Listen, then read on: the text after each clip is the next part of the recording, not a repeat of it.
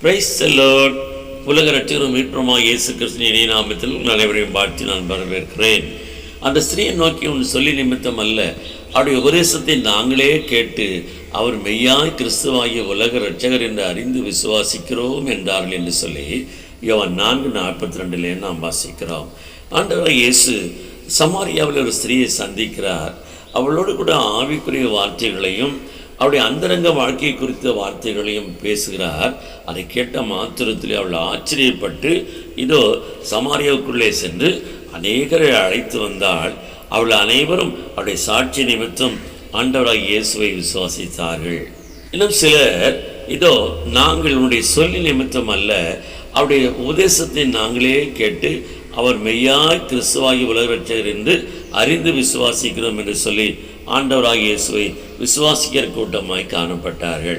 பிரியமானவர்களே, சாட்சி நிமித்தம் விசுவாசிக்கிற விசுவாசம் வேறு, உபதேசத்தை கற்றுக்கொண்டு அதில் நிலைத்திருந்து விசுவாசிக்கிற விசுவாசம் என்கிறது வேறு. சாட்சி நிமித்தம் விசுவாசிக்கும் போது நாம் தேவனுடைய அற்புதங்களை பெற்றுக்கொள்ள முடியும். உபதேசத்திலே நிலைத்திருந்து நாம் விசுவாசிக்கும் போது அற்புதங்களை மாத்திரமல்ல, தேவனுடைய பெரிதான வழிநடத்துதலையும் இம்மைக்கு மாத்திரமல்ல மறுமைக்குரிய வழியை கற்றுக்கொள்ளுகிறதுக்கு அது ஏதுவாக இருக்கும்.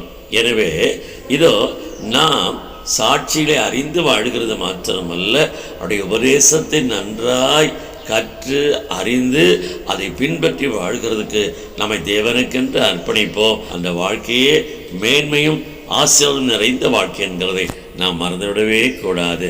கர்த்தர் தாமே உங்களை ஆசீர்வதிப்பாராக. ஆமென்.